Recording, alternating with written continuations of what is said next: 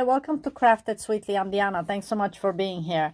So in this video, it's going to be a short video. I'm just showing you, one of my viewers requested if I can show how I create a collage of photos for the image if you're trying to do multiple images on one of the photo strip books. So what I use is InCollage. It's an app for the Android. I'm sure there's one for the iPhone as well. But I'm using this app and it's pretty easy to use. You can use multiple choices here as far as a freestyle, multi-fit. But what down here, you can see the material, meaning like you can choose the layout, which is preset. I mean, you can go freestyle, which I have photos of my pup here, Lily. So I'm just going to pick a few of these and then put them in. So now you have them as a freestyle photo and you can lay these out. And then once you have the photos laid out, you would be saving this photo to your phone, obviously, since if you're working on it on your phone. And then I just email it to myself, basically, and then upload it into a spreadsheet to create the pattern. And for that, I have a video that explains how to make your own pattern once you have a photo. But with this, you're just laying out the photos and then saving it as a JPEG. Once you have this, it becomes one photo versus 3 different photos. And then you just save it. Now, let's say if you want to choose, and it does have apps in here, ads within the app, but just close those out. So you can swap, if you want to change these, you can pick, let's say this one, I'm going to swap it out with this photo. You can hold it and drag it out and then, or exit out. So if you want to swap this with this, we'll use these 3 photos. And what I like with this is that it does have the layouts down here. So some of these are pro version if it has the little pro in the corner. But if it doesn't, then you can use any of those. You can pay for the pro version if you'd like. But so that's a fun one. I think one of the ones that I used were 4, kind of skewed. You can see all the different ones you can choose. Whoops, that's not what I wanted to go. I clicked on the wrong thing. So let's say if I'm using this one here. Oops, that's a pro one. Let's say this one. So for this, it's required that you select 5 photos. So let's do 1,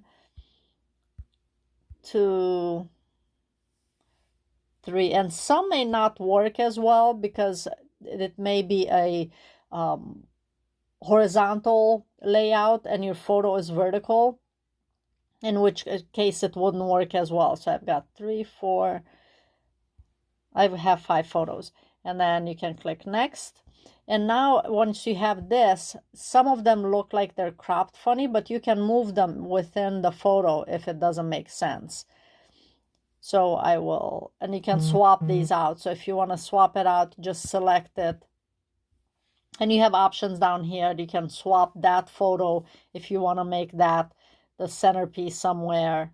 So this to me down here looks better if it was a horizontal. So I'm going to swap it with this one. So you can see it kind of swapped over. And then that makes more sense there, which actually is the same photo that I picked there. Oh no, it's slightly different version. But, kind of that layout. So once you have the layout as you like it, then at that point, you're going to save the photo. Whoops, right there. So at this point, just click the check mark. You're good with it. And then you save it. So then you have the photo saved within the app. And then you can go to your photos and upload it and email it to yourself. So really, that's all it takes to do a collage of the photos. It's pretty easy. I like this app. I use it a lot for other projects too. If I've done some other photos. You can make coasters with it, but I won't get into those. It's just more using this app, which again is super easy. You just use the layouts that you want. And if there's a photo you didn't like, then you can just switch it out. So the two there were the same. Let's say if I take this one out, I need 5 photos again. Whoops, I won't use that one. This one looks like a cute one here. Next. So now this one again, it's swapped over, and I want to swap these two. So I'm good with that. And if you want, you can also rotate. You can fix the filter on it, crop it if you don't like it. It does give you a lot of different options for the app. You can do a double border on it, you know, if you want to thicken the borders between the photos. You can make rounded corners on it versus the squared off.